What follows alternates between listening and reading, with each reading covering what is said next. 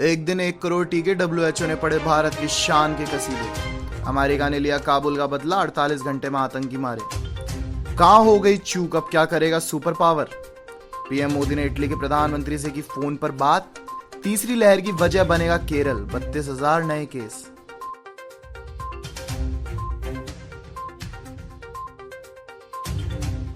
Table tennis खिलाड़ी भाविना पटेल ने रचा इतिहास। सिद्धू और अमरिंदर के झगड़े से आजीज हुए रावत। इंडियन ऑयल करेगी 1 लाख करोड़ रुपए का निवेश। जल्द लॉन्च होगी आरबीआई की डिजिटल करेंसी। मुकेश अंबानी बना रहे हैं कोरोना की किफायती वैक्सीन। और अब जानते हैं खबरें विस्तार से। कोरोना वायरस के खिलाफ जंग में भारत ने एक कामयाबी हासिल की है जिसका इंतजार महीनों से था। देश ने एक दिन में 1 करोड़ से अधिक कोरोना के वैक्सीन लगाकर इतिहास रच दिया है। भारत में भले ही टीकाकरण की शुरुआत धीमी रही, मगर अब इस बढ़ती रफ्तार के साथ सरकार ने बता दिया है कोरोना के खिलाफ लड़ाई में कोई कसर नहीं छोड़ने वाली है। एक दिन में 1 करोड़ से अधिक टीके लगने से इस उपलब्धि पर भारत को चारों ओर से सराहना मिल रही है। विश्व स्वास्थ्य संगठन यानी डब्ल्यूएचओ की टॉप वैज्ञानिक डॉक्टर सौम्या स्वामीनाथन ने 1 करोड़ वैक्सीन लगाने की उपलब्धि हासिल करने की सराहना की और भारत को बधाई दी। डॉक्टर सौम्या स्वामीनाथन ने ट्वीट कर कहा कि भारत ने औसतन 50% वयस्क लोगों को टीका लगा दिया। अब तक देश में कोविड-19 रोधी टीकों की 62 करोड़ 17 लाख 6,882 से अधिक खुराक दी जा चुकी है और कल 1 करोड़ लोगों को वैक्सीन लगी। इस टीकाकरण अभियान में शामिल हजारों कर्मियों को बधाई। पब्लिक हेल्थ और व्यक्तिगत निर्वाहक उपायों के साथ साथ टीकाकरण सभी की रक्षा करेगा। अफगानिस्तान के काबुल एयरपोर्ट पर बम धमाकों से अमेरिका समेत दुनिया को दहलाने वाले आतंकी संगठन इस्लामिक स्टेट के अब बुरे दिन शुरू हो गए हैं। काबुल एयरपोर्ट पर हुए धमाकों में अपने 13 जवानों को खोने के बाद अमेरिका कहां चुप बैठने वाला था। अब उसने आतंकियों से बदला लेना शुरू कर दिया है। काबुल हमले के एक दिन बाद ही अमेरिका ने अफगानिस्तान में आईएस के आतंकियों के खिलाफ एयर स्ट्राइक की और हमले में के प्लानर यानी साजिशकर्ता को मार गिराया है। अफगानिस्तान की राजधानी काबुल में आतंकी हमले के बाद अब दुनिया की निगाहें अमेरिका के अगले कदम पर लगी हैं। अमेरिकी राष्ट्रपति जो बाइडेन ने गुनाहगारों को सजा देने की बात कही है, इसलिए अमेरिका के अगले कदम पर सबकी निगाहें हैं। रक्षा विशेषज्ञों का कहना है कि अमेरिका आईएस के खिलाफ कार्रवाई तो करेगा, लेकिन इस मामले में उसके पास भी सीमित विकल्प है। अमेरिकी सैनिकों के अफगानिस्तान भेजे जाने के आसार नहीं है। प्रधानमंत्री नरेंद्र मोदी ने शुक्रवार को इटली के अपने समकक्ष मारिया द्रागी से बात की। इस दौरान दोनों नेताओं ने अफगानिस्तान के मौजूदा हालात पर चर्चा की। पीएम मोदी ने अफगानिस्तान में अंतर्राष्ट्रीय स्तर पर समन्वित प्रयास की जरूरत पर जोर दिया। प्रधानमंत्री मोदी ने एक ट्वीट में कहा कि इटली के प्रधानमंत्री मारियो द्रागी से बात की। अफगानिस्तान के ताजा हालात पर समन्वित अंतर्राष्ट्रीय प्रयास की आवश्यकता पर चर्चा की। हमने G20 में सहयोग और जलवायु परिवर्तन जैसे अन्य महत्वपूर्ण मुद्दों पर भी चर्चा की।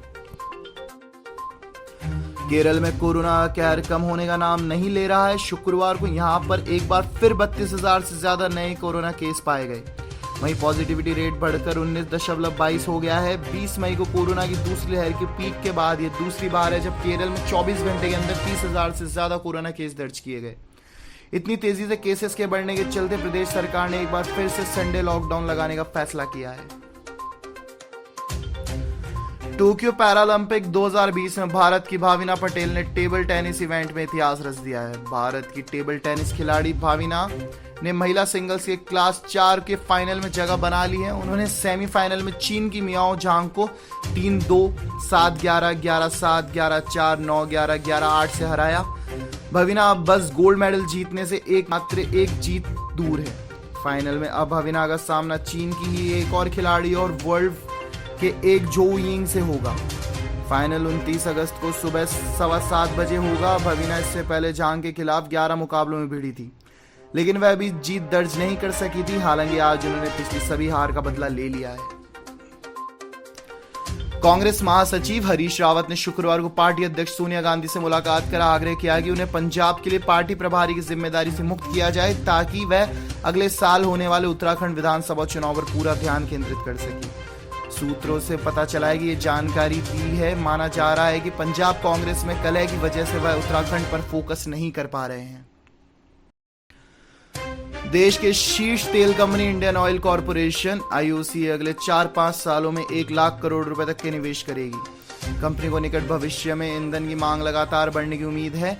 आईओसी के अध्यक्ष श्रीकांत माधव वैद ने कहा कि पेट्रोल की मांग पहले से ही कोविड से पहले के स्तर पर वापस पहुंच चुकी और डीजल की मांग भी दिवाली तक सामान्य स्तर पर पहुंच जानी चाहिए। भारतीय रिजर्व बैंक की डिजिटल करेंसी केंद्रीय बैंक डिजिटल मुद्रा सीबीडीसी जल्द लॉन्च होने वाली है। इस करेंसी के लॉन्चिंग को लेकर आरबीआई गवर्नर शक्तिकांत दास का बयान आ गया है। उन्होंने बताया कि पायलट प्रोजेक्ट के तौर पर डिजिटल करेंसी को लॉन्च किया जाएगा। शक्तिकांत दास ने सीएनबीसी को दिए गए एक साक्षात्कार में बताया, भारतीय रिजर्व बैंक दिसंबर तक अपना पहला डिजिटल मुद्रा परीक्षण कार्यक्रम शुरू कर सकता है। उन्होंने कहा, हम इसके बारे में बेहद सावधान हैं क्योंकि यह पूरी तरह से एक नया प्रोडक्ट है। यह आरबीआई के लिए ही नहीं बल्कि विश्व स्तर पर नया प्रयोग होगा।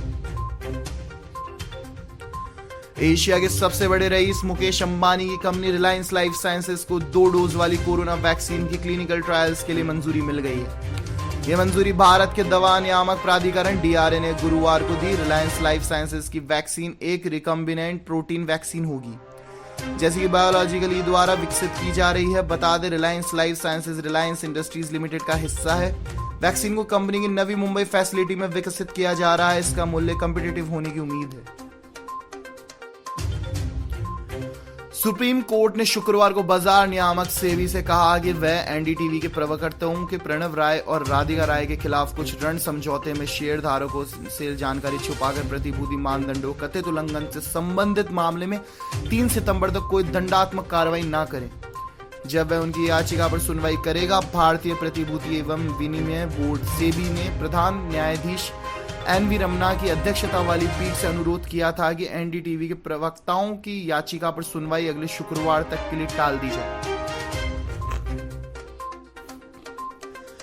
केंद्र सरकार ने ड्रोन से जुड़े नियमों को आसान बना दिया है। इसका फायदा शेयर बाजार में जेन टेक्नोलॉजी डीसीएम श्रीराम इंडस्ट्रीज के निवेशकों को मिल रहा है। ये दोनों कंपनियां ड्रोन कारोबार में काम कर रही हैं। ये वजह है कि इनके निवेशकों को मुनाफा हुआ है। बता दें कि केंद्र सरकार ने आर्थिक विकास, रोजगार सृजन और सुदूरवर्ती क्षेत्रों में पहुंच आसान बनाने की दिशा में एक कदम और आगे बढ़ाते हुए ड्रोन नियमावली को सरल कर दिया है। ड्रोन ऑपरेट करने के लिए भरे जाने वाले फॉर्म्स की संख्या 25 से घटकर 5 हो गई है।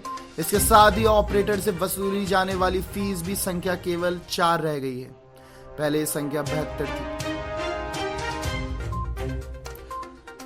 सभी एयरलाइन अक्टूबर से हवाई किराए में बढ़ोतरी कर सकती है, जिससे हवाई सफर करना महंगा हो सकता है। अगर आप आने वाले फेस्टिव सीजन या अक्टूबर में हवाई सफर करने की सोच रहे हैं तो ये जानकारी जरूर पढ़ लें। सरकार द्वारा विमानन, टरबाइन ईंधन एटीएफ पर कस्टम ड्यूटी लगाने के बाद इस बढ़ोतरी की संभावना बताई जा रही है। बढ़ोतरी अगले महीने के फेस्टिव सीजन तक की जा सकती है। आपको बता दें कि आने वाले महीनों में दशहरा, दिवाली, नवरात्रि, भाई दूज जैसे बड़े त्योहार आने वाले हैं।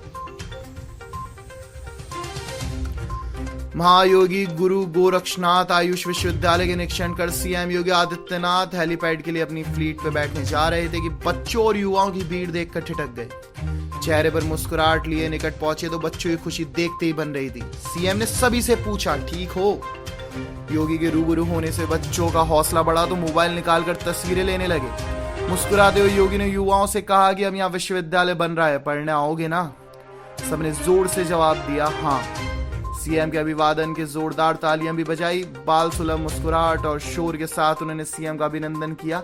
ये देख योगी भी थोड़े हंसी मजाक के मूड में आ गए। उन्होंने साथ खड़े सदर सांसद अभिनेता रवि किशन शुक्ल की तरफ इशारा किया। योगी ने पूछा कि इन्हें पहचानते हो?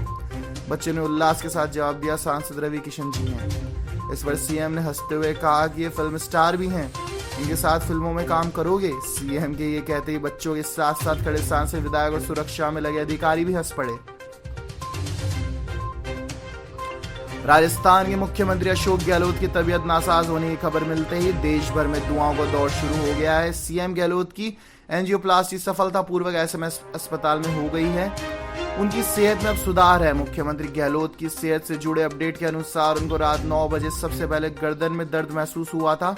गहलोत ने तब डॉक्टर सुधीर भंडारी को फोन किया था। कुछ देर बाद भंडारी चेकअप के लिए सीएमआर पहुंचे। कांग्रेस नेता राहुल गांधी ने सीएम गहलोत को जल्द स्वस्थ होने की कामना की है। प्रधानमंत्री नरेंद्र मोदी ने भी मुख्यमंत्री अशोक गहलोत के जल्द स्वास्थ्य होने की कामना की। प्रधानमंत्री ने एक ट्वीट में कहा कि अशोक गहलोत की अच्छी सेहत और जल्द ठीक होने की कामना करता हूं। चिकित्सकों के मुताबिक मुख्यमंत्री के 3 मुख्य धमनियों में से एक में 90% ब्लॉक मिला है। उनकी एक धमनी की एंजियोप्लास्टी हुई है, एक धमनी में स्टेंट लगा है। पूर्व प्रदेश अध्यक्ष सचिन पायलट ने भी ट्वीट करते हुए लिखा कि मुख्यमंत्री अशोक गहलोत अस्वस्थ होने के समाचार प्राप्त हुआ। मैं ईश्वर आपके शीघ्र स्वास्थ्य लाभ एवं दीर्घायु जीवन की कामना करता हूँ।